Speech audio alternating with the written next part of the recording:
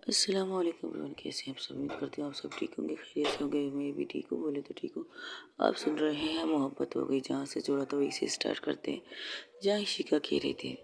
हाँ, मुझे पता है, अगर उसे पता चला कि पर्सनली मुझे इनवाइट किया गया और मैं नहीं गई तो नाराज़ हो जाएगी बहुत ज़्यादा। लेकिन कुछ चीज़ें अधूरी हैं, कुछ काम अधूरे हैं, वो काम मुझे करना है। उनके काम के बगैर मैं कुछ नहीं कर पाऊँगी। मुझे ये काम करना है तो करना है।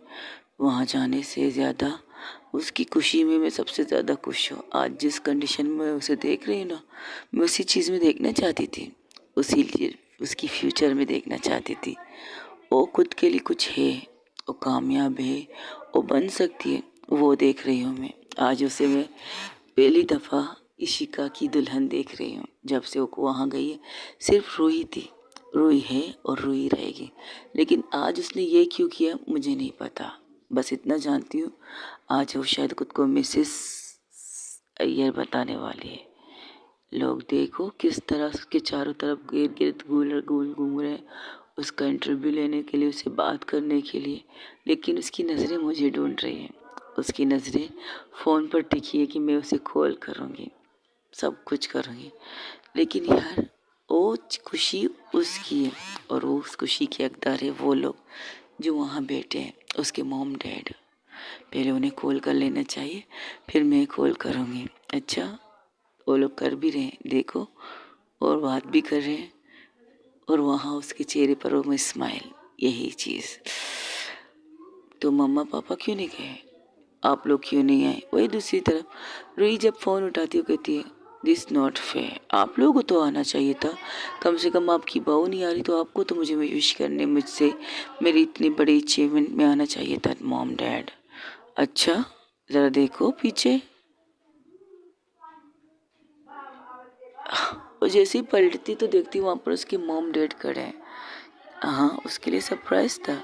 उसके मॉम डैड ने कहा था उनका आना इम्पॉसिबल है, हॉस्पिटल बिजनेस सब में थोड़ा प्रॉब्लम हो रही है तो उन्हें संभालना पड़ेगा, तो यहाँ नहीं आ पाएंगे। लेकिन जैसे अपने मॉम डैड को देखा तो खुश है। वही दूसरी तरफ इशिका वहाँ साइड में उसकी मॉम डैड की तस्वीर के सामने जाके खड़ी होती है। मुझसे ज़्यादा इनका वहाँ जाना ज़रूरी है। अगर मैं जाती तो वो नहीं जाते। अगर वो जा रहे हैं तो मुझे यहाँ रहना पड़ेगा, क्योंकि वाकई ही डैड के ऑफिस में कुछ सीरियस प्रॉब्लम हो रही है और वो इसे एम्प्लॉय की बदौलत छोड़ नहीं सकते। तो मैंने ये गारंटी ली है कि आप वहाँ जाइए, अपनी बेटी की चीज़ें एंजॉय कीजिए, यहाँ मैं संभालूंगी। तो कहीं जाकर मॉम डैड माने हैं इस चीज़ के लिए। वो तो मुश्किल से फ्लैट मिली, मुश्किल से सब कुछ मुश्किल से हुआ था। तुम्हें तो पता है किस तरह हुआ था। हाँ, मुझे पता है। और कल की रात की बात कर रही हो? कल नहीं, परसों की रात। हाँ पता है, जब हम लोग बैठे थे बातें कर रहे थे तुम आ गई। चलिए उस रात की बात करते हैं, जब पूरी फैमिली बैठ के डिनर कर रही थी। तो इशिका आती है थक हार कर, अब चेहरे पर पसीने सब कुछ। तो आते कहती है आप लोग पैकिंग कर लीजिए, आपको एयरपोर्ट में 1 घंटे बाद एयरपोर्ट जाना है, आपके फ़्लाइट का टाइम है। तो जिस तरह से वो रूही की मोम डैड की तरफ देख कर कहती तो वो लोग हैरान थे। क्या मतलब, कहाँ जा रहे हैं हम लोग? हाँ, आप लोग रूही की खुशी में जा रहे हैं, उसकी खुशी में आपका जाना ज़रूरी है। लेकिन बेटा, तुम्हें पता है ऑफिस में डैड, वो मैं संभाल लूँगी। मुझे पता है मैं ना जा पाऊँ तो क्या हुआ, लेकिन इस खुशी में सबसे ज़्यादा हक आप दोनों का है, आप दोनों का, मुझसे भी ज़्यादा। मैं उसकी लाइफ पार्टनर हूँ, लेकिन आपने उन्हें उसे पैदा किया है, उसे बड़ा किया है और उसके लिए कुछ सपने बुने हैं, जो सपने आज उसने कंप्लीट किए और जो अचीवमेंट कल उस परसों से मिलने वाली है, उसमें आप लोग का जाना इम्पोर्टेंट है। देख लीजिए, जब से आपने कहा है कि आप नहीं जाएंगे तब से आपकी बेटी आप लोगों का कॉल नहीं उठा रही है। मुझे ये चीज़ बर्दाश्त नहीं हो रही है। वहाँ वो उदास है, यहाँ आप लोग परेशान हो। मुझे ये चीज़ पसंद नहीं आ रही और आप लोगों के सारे काम मैं संभाल लूँगी, मेरे भी। तो रूही की मम्मा कहती नहीं, आपके काम तो आयशा की सिस्टर संभालेंगी, आयशा की मॉम संभालेंगी, उनकी फैमिली संभालेंगी, क्योंकि वो लोग डॉक्टर है ना। मैं तो एक नॉर्मल सी टीचर हूँ। तो क्या तुम मेरे ऑफिस में जाके स्टूडेंटों को पढ़ाओगी? तो कहती नहीं, जितना मुझे आता है उससे तो मैं आपकी थोड़ा बहुत मदद कर सकती हूँ। तुम्हें बहुत कुछ आता है, एक बार कोशिश करके देख लो। 1.5 फीट से नहीं, नहीं बिल्कुल सच कह रही हूँ। तुम बहुत अच्छा कामयाब होगे अगर टीचर के साथ साथ तुम वो काम करो जो तुम कर रही हो अब से। मैं बस थोड़े दिन के लिए कर रही हूँ। आपकी बेटी के पास आने से ना मैं एक लंबी छुट्टी लेने वाली हूँ। मुझे पता है मुझे छुट्टी लेनी ही पड़ेगी, वरना आपकी बेटी मेरी जान ले लेगी। अच्छा, इतना डरती हो? डरती नहीं, प्यार करती हूँ, बेशुमार प्यार करती हूँ और अपने प्यार को अपने पास रखना चाहती हूँ कुछ दिनों के लिए। इसके बाद तो वही लाइफ होगी, वही काम, वही टीचरगिरी, वही सब कुछ वही होगा। और वो भी तो बिजी होगी फिर, वो भी टाइम नहीं दे पाएगी मुझे अपने बिजनेस को, आपके बिजनेस को ग्रोथ करने के चक्कर में। शायद वो मुझे बहुत कम टाइम दे दे। नहीं, तुम उसे टाइम देने के लिए मजबूर कर दो और तुम्हें टाइम दे देगी और मेरी बेटी ये सब कुछ संभाल लेगी। लेकिन तुमने हमें बताया क्यों नहीं? सरप्राइज भी कोई नाम की चीज़ होती है पापा। आप लोगों के लिए मैंने सारी तैयारी कर ली है, बस आप लोगों को जो कपड़े लेने वो ले लीजिए, बाकी वहाँ पर तो आप खुद को मैनेज कर लेंगे। और तुम्हारी बीवी, उसे पता है? नहीं, आप पूरे टाइम पर वहाँ पहुँचोगी जिस टाइम पर दिन आपकी बेटी की इन्विटेशन सब कुछ होने वाला होगा। जो असाइनमेंट उन्होंने बनाया वो असाइनमेंट पब्लिकली इशू की जाएगी, उस दिन आप लोग वहाँ पहुँचोगे। तब उसकी खुशी को मैं टीवी से देखूंगा और मोबाइल से भी, डोंट वरी, मोबाइल से भी देख लूँगा। जैसे ही आप एंट्री करेंगे तो आप या मुझे कॉल करेगी और लाइव टेलीकास्ट मुझे दिखाएगी। तुम भी चलती तो और ज़्यादा खुश होती। आप जाइए, आपका जाना मोस्ट इम्पोर्टेंट विथ हर। आपका जाना ज़रूरी है डैड, इसलिए तो मैंने इतने भाग दौड़ करके आपके लिए वीज़ा टिकट वगैरह सब कुछ किया है। और आपके ऑफिस में जो प्रॉब्लम होगी, ये है ना, खमबख्त ये क्योंकि बनाए साइंस लोगों ने हमारे लिए मोबाइल मोबाइल बनाए ना, अब तो वीडियो कॉल भी हो सकता है, हम आमने सामने बैठ के मीटिंग भी कर सकते, सब कुछ कर सकते इस कमबख्त मोबाइल के साथ। तो टेंशन लेने की क्या बात है, आराम से जाइए, इंजॉय कीजिए, फिर वापस आइएगा। और तब तक ट्रस्ट मी, मैं आपकी ऑफिस को कुछ होने नहीं दूंगी। ऑफकोर्स ट्रस्ट यू बेटा, मुझे तुम पे भरोसा है। तो बस फिर ठीक है, all the best your journey. चलिए एयरपोर्ट चलते हैं। अच्छा, हम एयरपोर्ट जाने के बाद तुम लोग यहाँ नहीं रहोगे क्या? जाहिर सी बात है। अच्छा अच्छा ठीक है, ये हफ्ता हमारा आप लोगों का था तो हम यहीं रहेंगे, ठीक है? यहीं से लाइव टेलीकास्ट देखेंगे रूही का और कुछ। हाँ, ये हुई ना बात। वो अपनी बहू को हक करके कहती थैंक यू सो मच। मैं तुम डर रहा था उसे कैसे मनाऊंगा फिर, लेकिन तुमने जो कोशिश की सब टू यू। लेकिन इस बीच में टिकट मिलना इम्पॉसिबल था। आई नो, लेकिन कुछ तो है, कुछ दोस्त तो हमारे भी होते हैं जो हमारे काम आ सकते हैं। उन्होंने काम किए और मेरे तो कुछ स्टूडेंट ही काफ़ी हैं ये काम करने के लिए, जो मेरे पास पढ़ के निकल चुके हैं, उन्होंने ये काम किए। मैं पर्सनली कोचिंग भी दिया करती थी कुछ स्टूडेंटों को, तो उन्होंने आज मेरा ये काम किया। उनके फादर काम करते, कुछ लोग एयरपोर्ट में जो जो काम करते, उनसे मैंने मदद मांगी, उन्होंने मेरी मदद की। आप लोग जा रहे हो अपनी बेटी से मिलने, चलिए आप लोगों को एयरपोर्ट तक छोड़ती हूँ। फिर उसके बाद आपकी फ़्लाइट होगी, फ़्लाइट से आप होटल जाओगे, होटल से आप सीधा आपकी बेटी से उस दिन मिलोगी जिस दिन उसका इम्पोर्टेंट दिन होगा। यही सरप्राइज़ होगी। और वैसे भी वो आपका कॉल उठाने वालों में से नहीं है, और वैसे भी वो आपकी कॉल नहीं उठाएगी, तो टेंशन मत लीजिए, आराम से जाइएगा। लेकिन जब आपको सामने देखेगी जिस तरह से इसके चेहरे की खुशी और आंखों की चमक होगी, वो मैं देखूंगी। तो अब वो वही देख रही थी, रूही की आंखों में चमक भी थी, एक कतरा आंसू भी था। वो कस के दोनों मॉम डैड को एक साथ हक कर लेती।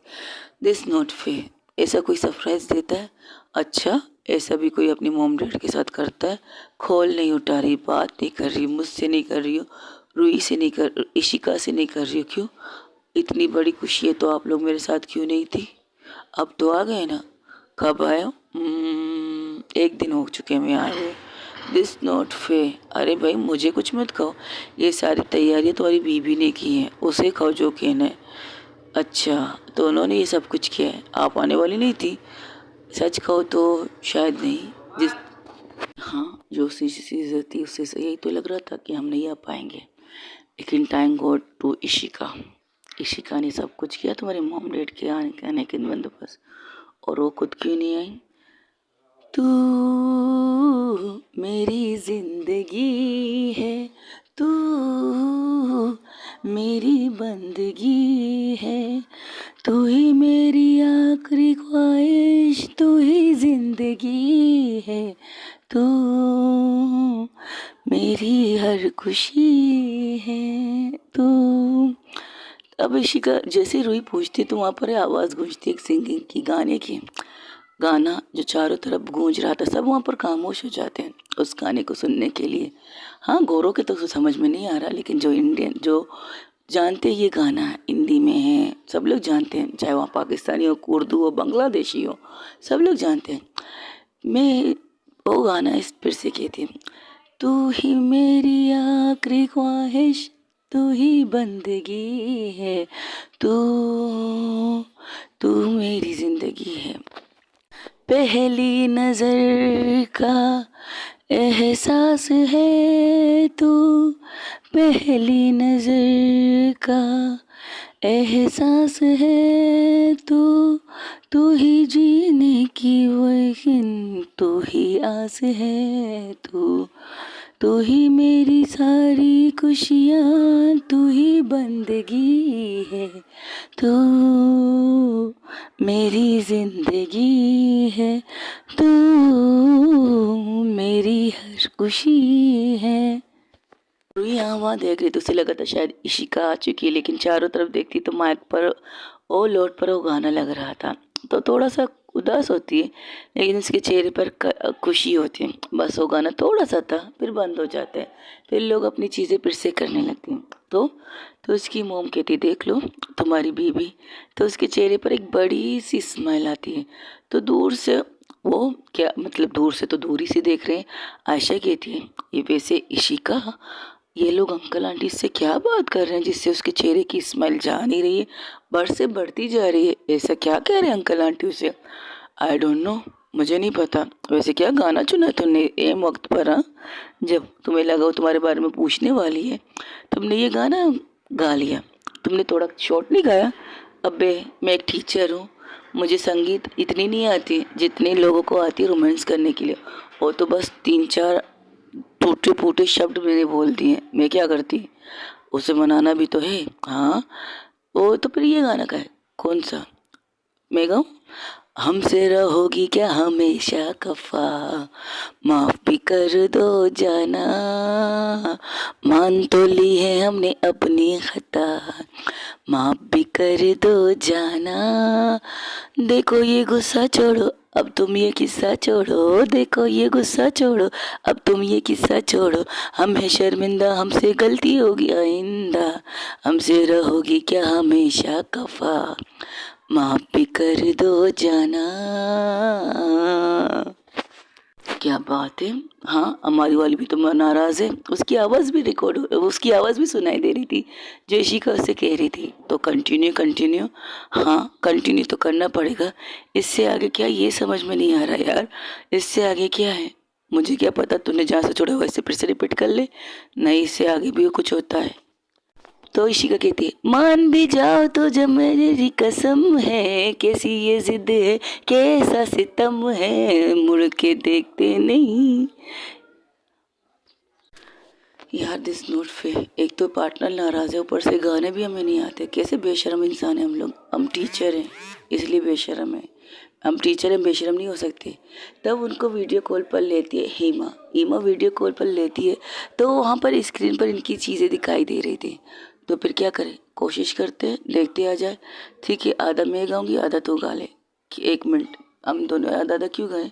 देखो, मेरी पार्टनर मेरी मंगेतर नाराज़ है, और तुम्हारी तो मेन बीबी वाइफ ही तुम्हारी नाराज़ है, तो उसे मनाने के लिए भी तो कुछ करना पड़ेगा ना।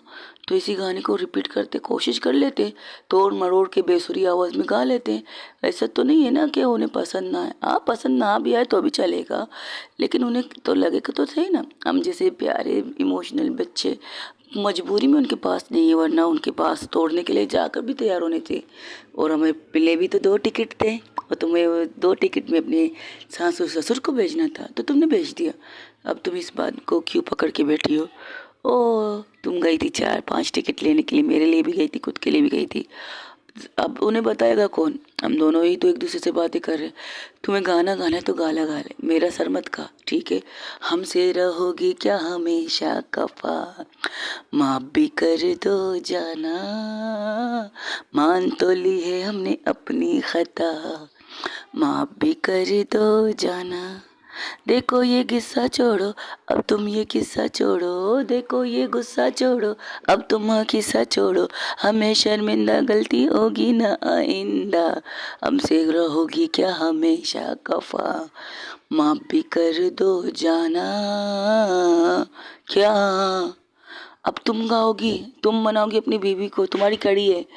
ये मुझे नहीं आता, तो यूट्यूब पर रिसर्च कर ले, लिख के आ जाएगा गाना, तब गा लेना। तू पागल है, आधा तू पूरा गा लेना। मुझे जितना आता है मैंने उतना गा लिया, अब तेरी बारी है, तू गा। अबे गा ना, गा। क्या गाऊं? तब वो इशिका देखती है रूही की तरफ, रूही की तस्वीर की तरफ। हाँ, अब भी उस वीडियो, उस मोबाइल पे, उस टीवी स्क्रीन पर इशिका वैसे ही खड़ी थी, अपनी मॉम डैड की तरफ देख रही थी। उसे नहीं पता वो कहाँ देख रही, लेकिन वो किसी जगह फोकस करके देख रही थी। तो इशिका उसके पास जाती है, उसके चेहरे को छूती है और उसके चेहरे को छू कर कहती है, मान भी जाओ तुझे तू, सॉरी गाइस थोड़ा सा मिस्टेक हो रहा है, मान भी जाओ तुम्हें मेरी कसम है, कैसी ये जिद है, कैसा सितम है, मिलते हो तुम कहीं देखते ही नहीं, मिलते हो तुम कहीं देखते ही नहीं, ऐसा भी रूठना क्या भला, देखो तुम तो एक नजर तो जरा, हम तुम पे मरते हैं, तुम जो तुम पे मरता है उसका है अब हाल क्या, देखो ये गुस्सा छोड़ो, अब तुम ये किस्सा छोड़ो, देखो ये गुस्सा छोड़ो, अब तुम ये किस्सा छोड़ो, हमें शर्मिंदा गलती होगी ना आइंदा, हमसे रहोगी क्या हमेशा खफा। यार बस ही, इससे ज़्यादा मैं नहीं गा सकती, तो मैं कहाँ से गा सकती यार। इनको मनाने के लिए और क्या क्या करना पड़ेगा। लेकिन जो भी कहो, इशिका की दुल्हन लग बहुत प्यारी लगी है, किसी की नज़र न लगे। तो यहाँ वहाँ देखती है तो कहते अब क्या देख रही है, तेरे कान में तू तू भी काजल नहीं लगाती। हिमा यहाँ, हिमा की तरफ आवाज़ देती है, उसकी तरफ नहीं देखती कि उसके हाथ में क्या है क्या नहीं। तो आती कहती, जी अक्का तुम्हारे हाथ आँखों में काजल है? हाँ है, यहाँ पर तो इसकी आंखों से काजल लेकर उसके कान के नीचे लगाती है। जब ये लगाती है तो रूही के चेहरे पर एक बड़ी सी स्माइल आ जाती है। हैं, ये हंस क्यों रही है मुझे नहीं पता, लेकिन ये जितनी खुश है ना, उसकी खुशी पर किसी की नज़र न लगी। हाय इशिका की दुल्हन, इशिका की बीबी, बस बस बस बस कर। और कितना कहेगी इशिका की दुल्हन, इशिका की बीबी, तो तू भी खेले आशा की दुल्हन, आशा की बीबी। फिलहाल तो मेरी मंगेतर है जो मुझसे बात नहीं कर रहे। अच्छी बात है, नाराज़ होने का हक है उन्हें, हमें उसे, हम लोगों को उनकी इतनी बड़ी खुशी में जाना चाहिए था। लेकिन चलो कोई बात नहीं, मॉम डैड तो गए ना, इतना ही काफ़ी है। तो कहती है तुम क्या कर रही हो? कुछ नहीं दी, और मैं अपनी दोस्त को अपनी भाभी दिखा रही थी, जिनका वीडियो चल रहा है ना। हाँ हाँ ठीक है दिखाओ दिखाओ, अच्छे से दिखाना, बुरा मत दिखाना उसे, बहुत अच्छी है मेरी वाइफी। हाँ हाँ, आपकी वाइफी तो बेस्ट है, और उससे कहीं ज़्यादा बेस्ट तो आप है। मैं कैसे बेस्ट हूँ? बस ऐसे ही दिल ने कहा। तब उसकी अम्मा पापा आके कहते बस बस बहुत हो गया तुम लोगों का, अब बैठो। उसकी चीज़ें, वो अभी वो स्पीच देने वाले वो लोग की ग्रुप। अरे हाँ हाँ ठीक है, सॉरी सॉरी, तुम्हारी वजह से हम फंस गए थे, बैठो यहाँ। वैसे एक बात है, हम दोनों बेसुरे हैं, आइंदा से हम गाना नहीं गाएंगे। नहीं, मैं तो अपनी बीवी को मनाने के लिए इसी बेसुरी आवाज़ में गाना गाऊंगी, और आई होप वो समझ जाएगी मेरे गाने को। मेरी वाली तो जूती उतार के मेरे सर पे मारेगी, इतना तो यकीन है मुझे उस पर। तब वहाँ पर हंसी की आवाज़ आती है, तो कहती क्या हुआ, तुम हंस क्यों रही हो? नहीं नहीं दी, वहाँ कुछ नहीं दी, कुछ नहीं अक्का, आप देखिए। तो वही दूसरी तरफ आयशा और रूही जो हंसती हैं, आए उनकी हंसी देख कर कहती इन्होंने कोई जोक सुन लिया है क्या, ये दोनों पागल हैं। ये तो सही, पर हमारे लिए हैं। वैसे काफ़ी बेसुरा गाते हैं, हाँ पता है, लेकिन अटक अटक के भी गाते हैं, ये आज पता चला। देखो प्रिपरेशन करना चाहिए। अब इमरजेंसी में गाना, इमरजेंसी में थोड़ी सोचा जाता है कि हमें अपने पार्टनर को कौन सा गाना सुनाना चाहिए। बस उनके जो दिल में आया, उस दिमाग में आ गया, वो कह दिया। वैसे अच्छा सॉन्ग सुना है तुम्हारी पार्टनर ने, और आपकी भी पार्टनर ने, आप वो सॉरी आपकी वाइफ ही ने पहले स्टार्ट किया, फिर हमारी पार्टनर के साथ दोनों मिलके बेसुरा गा चुके हैं, अब क्या कह सकती है। तब वहाँ से अनाउंसमेंट होता है, उनको बुलाया जाता है स्टेज पर। वहाँ पर वो अपने मॉम डैड को वही जगह पर बीट पर सीट पर बिठाती है जो उनके नाम पर अजर्व मतलब सीट बुक है। हाँ, फैमिली के लिए भी सीट होती थी, तो वो लोग वहाँ जाते। तो तो नूर की तरफ देखकर कहती है, सो तुम तो खुश हो कि 2 दिन से तुम्हारे मॉम डैड तुम्हारे पास है। हाँ यार, लेकिन तुम्हारे लिए उदास थी। अब मैं खुश हूँ क्योंकि मेरे मॉम डैड तो उन्होंने कहा था वो हर कीमत में मेरे पास आएंगे मेरी खुशी को देखने के लिए। मैं बहुत खुश हूँ। हाँ, अगर इस जगह वो दोनों आते तो तुमने सुना ना वो क्या कह रही थी कि टिकट 2 ही मिले थे और इन 2 टिकटों में या तो दोनों आते या तुम्हारे मॉम डैड आते, पर उन्होंने हमें बताया नहीं, तो हम खुद से उन्हें दोनों को भेज देते। अरे नहीं मम्मा पापा, आप तब भी कहते तब भी वो नहीं आते, मुझे पता है उनकी। आप यहाँ बैठिए और रिलैक्स होकर हमारी चीज़ें देखिए, अच्छा लगेगा आपको। फिर उन्हें स्टेज पे बुलाया जाता है। स्टेज पे उनका पूरा ग्रुप जाता है, पूरा ग्रुप, जैसे कि हंस, वैभव, राज, राज की डॉक्टर तानिया भी आई हुई थी उसके ऑल द बेस्ट कहने के लिए। हाँ, उसने बहुत कोशिश की थी तो पहुंच गई। पहुंची भी आयशा की वजह से, आयशा की सिस्टर, उसकी फैमिली की वजह से, क्योंकि उसके चीज़ों को उन्होंने कहा वो संभाल लेंगे, आप आराम से होके आओ। आयशा और इशिका के कहने पर इन्होंने ये सारे डिसीजन लिए। सबको तो भेज दिया, बस खुद नहीं आए। अब नाराज़ होने की ज़रूरत नहीं, चलो स्टेज पर। तो लोग जैसे ही चढ़ते स्टेज पर, जिस तरह वो चढ़ते, सब लोग स्टेज के बाहर जो बैठे होते सब लोग खड़े होकर उनके लिए तालियां बजाने लगते। हाँ, ये तालियां उनकी जीत थी। ये तालियां की गूंज जो शिखा वहाँ बैठ के सुनती, आंखें बंद करके, ये उसकी जीत थी। उसकी वो जीत थी जो अपने पार्टनर को उस लाइफ में अचीवमेंट करते हुए देखना चाहती थी। ये वो जीत है। उस जीत को देख रही थी, देख नहीं रही थी, सुन रही थी। जब कानों में उसकी जो जीत की तालियां गूंजती हैं, उसकी बात ही कुछ और है। कहते जब बच्चे जीतते तो सबसे ज़्यादा खुशी माँ बाप को होती है, लेकिन हाँ, अगर आपका पार्टनर आप जीते तो सबसे ज़्यादा खुशी वो आपके पार्टनर को होती है। वो पार्टनर जो इसमें हिस्सेदार है आपकी इस जीत का। हाँ, इशिका हिस्सेदार है इस जीत का, क्योंकि इशिका ने जिद की, इशिका ने दबाव डाला, तो आज उस जगह पर रूही खड़ी थी जहाँ रूही को खड़ा होना था। तो आयशा उसके पास बैठी थी, उसके कंधे पर हाथ रख के कहती है इमोशनल हो। तो आंखें जब खोलती, उसकी आंखों से एक आंसू गिर के उसके गाल पर आता है। हाँ, मैं रूही नहीं हूँ यार, तुम्हारी आंखों के आंसू को किस करके ले लो अंदर। जस्ट शट अप, हट, दूर रहे मुझसे, ऐसे करने की ज़रूरत भी नहीं है तुझे। अरे यार चिल ना, तुझे नहीं आ रहा था रोना? नहीं, मैंने तो इसे स्नेह किया था, उसे जो करना था उसने किया। हाँ, जिस तरह तुमने ज़बरदस्ती उसे भेजा, तुम्हें हकदार है तुम रोने के, तुम रोना चाहिए। खुशी के आंसू तो रो लो रो लो, मेरा कंधा है यहाँ पे। तब वहाँ पर तब वहाँ पर रेहाना आती है, कहती कॉफ़ी? तो कहती थैंक यू सो मच। तुम क्यों रो रही हो? क्योंकि आज मैं भी उस रूही को देख रही हूँ। पता है, जब रूही को हम लोगों ने देखा था, हमारे जो कॉलेज में हम लोग मिले थे, नए नए दोस्त बने थे, वो एक शरारती लड़की थी, हर चीज़ को हंसी मजाक। और हाँ, शर्त, शर्त इज़ मस्ट गो ऑन। हाँ, शर्त लगाने में मस्त थी। बस उसके दोस्त उसे पिन करते थे, वो शर्त लगाने के लिए खड़ी हो जाती थी। कहते ना सब कुछ बांध के खड़ी हो जाना, वैसे ही थी। लेकिन आज जो रूही को देख रही हूँ, आज लग रही है रूही मिसिस अय्यर, बिल्कुल परफेक्ट मिसिस अय्यर लग रही है। लेकिन मैं उसे चेंज नहीं करना चाहती हूँ, वो जैसी है वैसी मुझे पसंद है।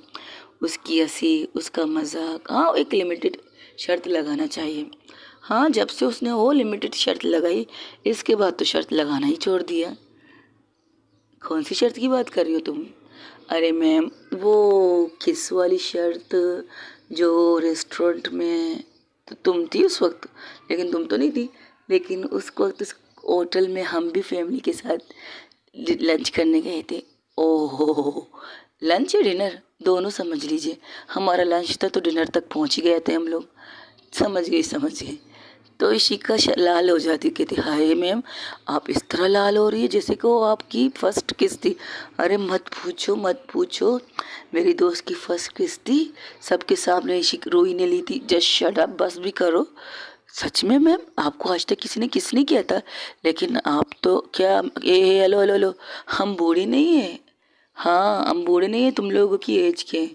अच्छा, 2 या 3 4 5 साल? हाँ, 6 साल कह सकती हो तुम। हाँ तो ठीक है, लेकिन हम इतने बूढ़े भी नहीं हैं। लेकिन एक बात है, उस दिन से मेरी दोस्त की चीज़ें बदल गई, उसकी चीज़ें, उसके चेहरे की चमक। जब जब उसके चेहरे पर चमक आती तो मुझे मजबूरन उस चमक को कम करना पड़ता। ये कहकर शायद तुम भूल गई उस किस के बाद उस लड़की ने क्या कहा था कि अपने दोस्तों से शर्त किया था। उस शर्त के ब्याह पर उसने ये सारी चीज़ें की हैं। तब उसके चेहरे की जो चमक नीचे उतरती थी तो मैं खुद को अफसोस करती थी, मैं कैसी दोस्त हूँ, अपनी दोस्त की ये खुशी बर्दाश्त नहीं कर सकती। लेकिन फिर सोचती थी नहीं करना था, अगर नहीं करती तो ये बहुत से ज़्यादा होप बना देती खुद के लाइफ में।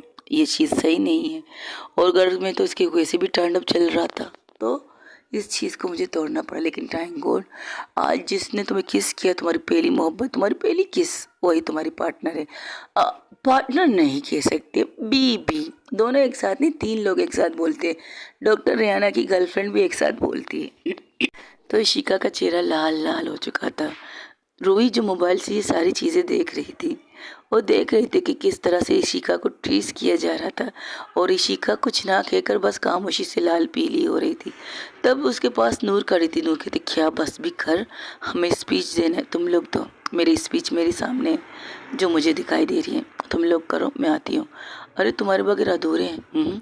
मैं इनके बगैर अधूरी हूँ, तो एक साथ ही रहो, कोई बात नहीं, तुम देख लो इसे, हम कुछ नहीं कहेंगे, बस हमारे पीछे खड़ी रहना। ठीक है। तो रुई देख रही थी। रुई मैसेज भी टाइप करती है, बस करो, उन्हें को इतना तंग ना करे इशिका को, मैं वहाँ नहीं हूँ, वरना उनको जवाब मैं खुद दे देती। अच्छा, अक्का खुद भी जवाब दे सकती है। एक्सक्यूज़ मी, हाँ तो क्या हुआ, मेरी पहली किस, मेरी पहली मोहब्बत है, तो क्या हुआ। अभी तक उस किस को मैं आज तक मैं भी याद करती हूँ। वो किस की बात ही कुछ और है, पता है। क्या कहा इशिका, तुम कह रही हो, लाल पीली शर्म की नीली, तू ये बात कह रही है। अच्छा बता बता, फीलिंग बताओ किसकी, फीलिंग बताओ। फिलहाल तो मुझे रूही को देखने दे। अरे तेरी रूही भाषण नहीं दे रही। ओ कौन, कौन दे रही है हाँ, जानवी मिश्रा दे रही है भाषण, तू अपनी बता। उसकी वो, क्योंकि वो और उसकी गर्लफ्रेंड इस असाइनमेंट को लीड कर रहे थे, तो वो दोनों बात कर रहे हैं, तो सुनना चाहिए ना। अरे रिकॉर्ड कर रहे हैं, रिकॉर्डिंग में भी सुन लेंगे। तू अपनी फीलिंग बता। तो वहाँ से रूही भी कहती है हाँ बताओ, मैं भी तो जानना चाहती हूँ कि उस दिन तुम्हारी फीलिंग क्या थी, जो मेरी फीलिंग थी वो तुम्हारी फीलिंग थी। तो इशिका कड़ी हो जाती है। इशिका कड़ी होती है, हेलो अब टीवी के पास मत जा, तेरी रूही वहाँ नज़र नहीं आ रही, वो सबके पीछे खड़ी हो चुकी है, पता नहीं क्या कर रही है। तो क्या हुआ, मेरे दिल में तो है ना। तो उसका अपने दिल पर हाथ रख के वो बाहर देखने लगती है, जहाँ पर चांद पूरी आता आफताब से था, बहुत खूबसूरत चमक रहा था, आसमान को पूरी तरह से घेरे रखा था और उसके आसपास सितारा सब थे। बस वो आंखें बंद करके उस मोमेंट को याद करती है। वो उस होटल में पहुंच जाती है, रेस्टोरेंट कह सकते हो, जहाँ पर पहली दफ़ा रूही अपने मॉम डैड के साथ एक लड़के से मिलने गई थी। लड़का भी वही उसका टीचर कह सकते हो, उसका क्या कहते हैं, जिस जगह पर वो पढ़ा थी वहाँ का एक सर था, उसी का रिश्ता आया था, उससे मिलने गई थी। वो टेंशन में थी, वो इस रिश्ते को इनकार करना चाहती थी, लेकिन अपने चीज़ें बता भी नहीं पा रही थी। तो आयशा सिर्फ देख रही थी, वहाँ सब देख रहे थे, यहाँ तक कि शिका ये नहीं देखती उसकी मॉम डैड भी वहाँ बैठे हैं, बस उस फीलिंग के अंदर चली गई थी।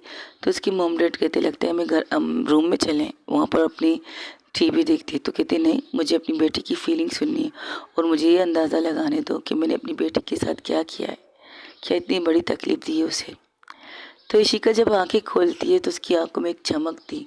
हाँ, वो कैचर इस तरह कर रही थी कि इशिका पूरी तरह नजर आ सके।